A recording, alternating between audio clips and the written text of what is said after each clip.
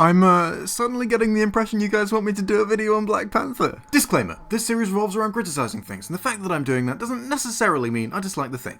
Thank you. Click below to watch the original Sins video, or to buy Black Panther.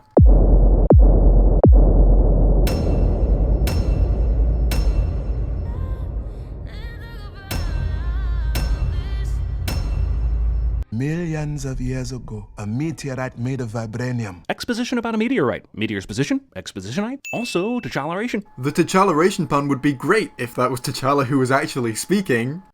Also, where have all of the stars magically disappeared to?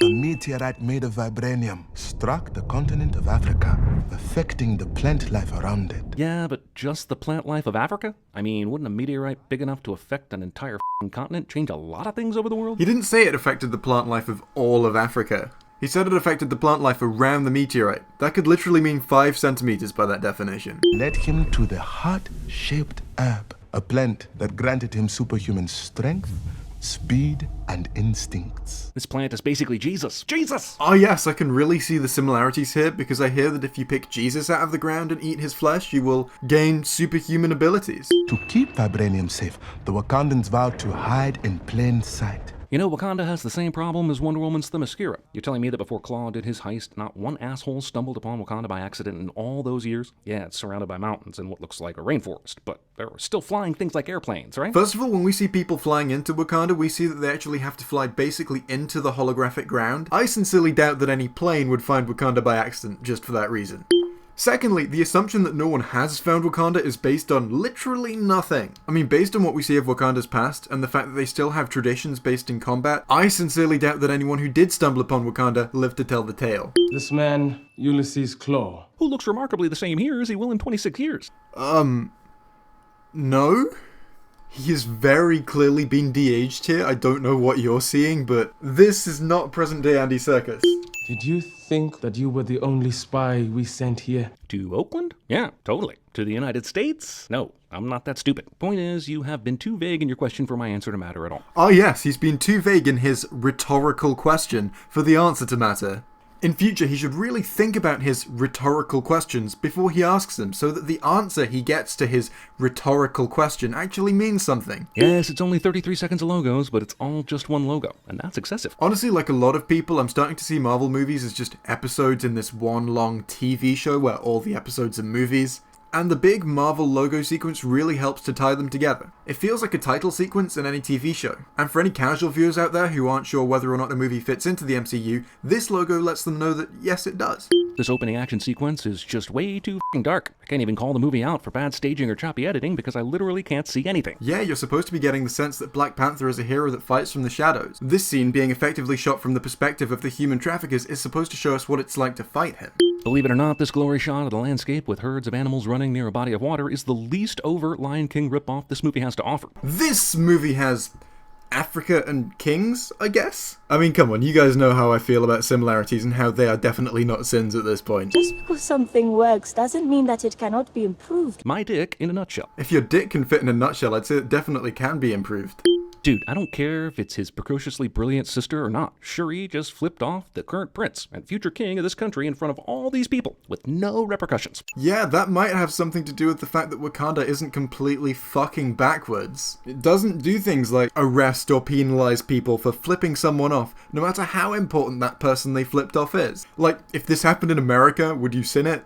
No, you wouldn't, because that would be dumb. In case you confused it for London, Nebraska. I mean, seriously, does anyone need the UK part of this title card? This is the most London-y London shot ever to London. So yeah, I doubt that really anyone watching this found the United Kingdom part of that title card helpful. However, for movies that regularly switch country, it makes sense to put the country in the title card. First of all, that gets the audience used to the fact that we're switching countries, and secondly, it means that the movie isn't assuming what the audience knows. Yeah, okay, you know what country London is in, but do you know every capital in the world?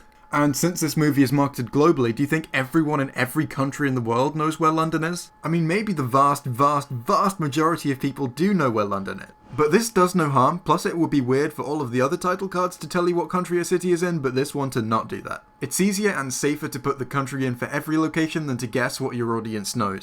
Oh, cool. I guess Claw's Claw comes with a weapon polishing setting. That looks more like a vibrate setting to me, which... Who doesn't want their hand to have that? So the water is being drained ahead of the falls, and all these people are arriving by boat above the falls. So is there a staircase in these rock faces? Do they all rappel down? Movie definitely yada yadas how everyone actually gets to the very specific and temporary location for the crowning/fight. There fully could be a staircase down to the location. This isn't one of those things that the movie shows because it wants you to just quietly forget because it's impossible. This is one of those things that the movie doesn't show you because it would be boring as shit. I'm super confused about one thing. How the throne of Wakanda and the title of Black Panther are seemingly linked, and yet definitely not linked, because he's been Black Panther for a bit even before his dad died. And now he has to have his Panther purple drank powers medically removed in order to fight for the honor of being king, upon which they will re-purple drank his ass and get his superpowers back. But he wasn't king before now, and still had powers and was out there fighting. He was Black Panthering right after his dad died in Civil War. Did his dad decide to stay king but give up the Panther juice to his son? I think a fair few people are asking that same question, but the answer you came up with is a perfectly good one, so I don't know why you're sending it. If being king and being Black Panther are linked but not intrinsically linked, that makes sense. A king might rule into his old age and he can't still be Black Panther then. Someone else has got to do it. Did no one notice that the Jabari tribe was missing from this entire ceremony before now? Did you not notice the part at the start of this movie where it was very clearly stated that the Jabari tribe are isolationists? Well, look, you should make a spin-off horror series about M'Baku in the clay mask. I don't know if it's the double eyes, or the double mouth, or the Westworld-worthy map carved into his forehead, but this is the most frightening movie character I've seen in years. This is a really well-designed character. And that's a sin. Because fuck you.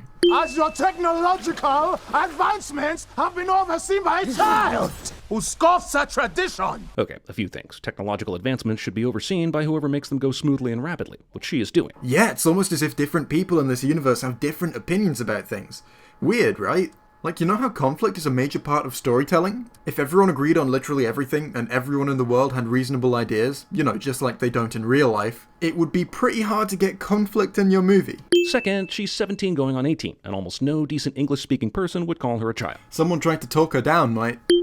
Third, you've been up in the mountains, dude. You don't get to come down after, I'm guessing, decades and start demanding. You chose to leave and live in seclusion. Hang on, so you did realize they were isolationists. What was all that shit earlier then about you not realizing they were isolationists? Fourth, and maybe most sinful, don't all teenagers scoff at tradition? Again, this is just you disagreeing with the guy. Like, you're allowed to disagree with characters in a movie. That isn't a problem with the movie if one of the characters has ideas that you personally don't agree with. Who could not keep his own father safe. Low blow, especially since he and his father were way outside the borders of Wakanda, where they can't possibly control all variables. That got bombed, and dude is making it seem like T'Challa just refused to do the Heimlich maneuver on his choking father. So you're beginning to understand that this guy is supposed to be a dick?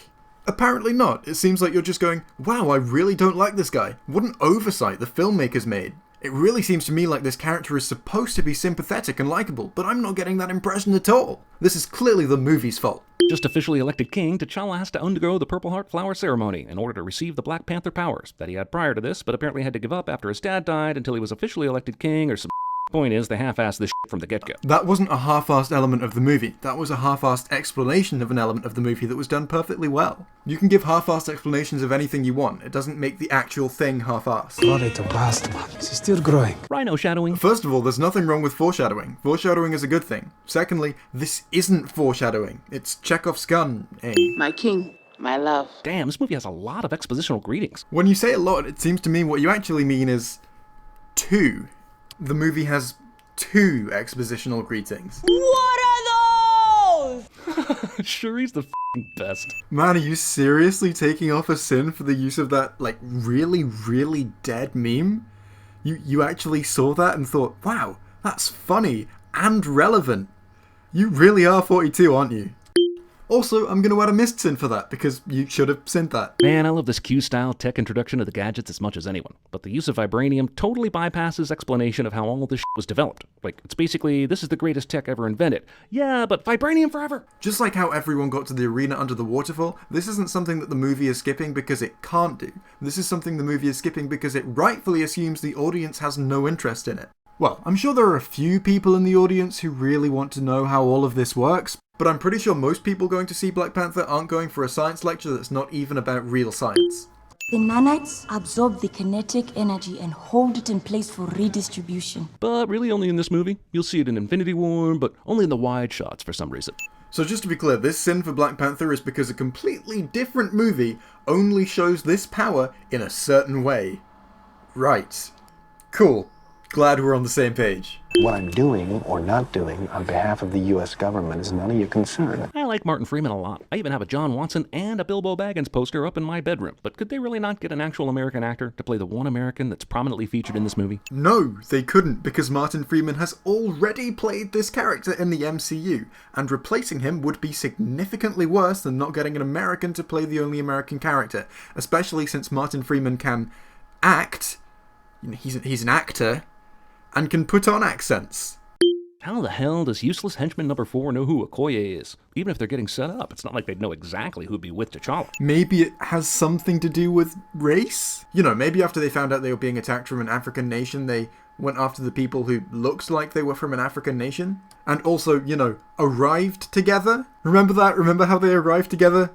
You know, I feel like I maybe should have led with that. This will stabilize him for now. Yeah, I'll just stick my who's a what into his whatchamacallit and something vibranium. Again, nobody wants this movie to stop for a science lecture. Give him to us.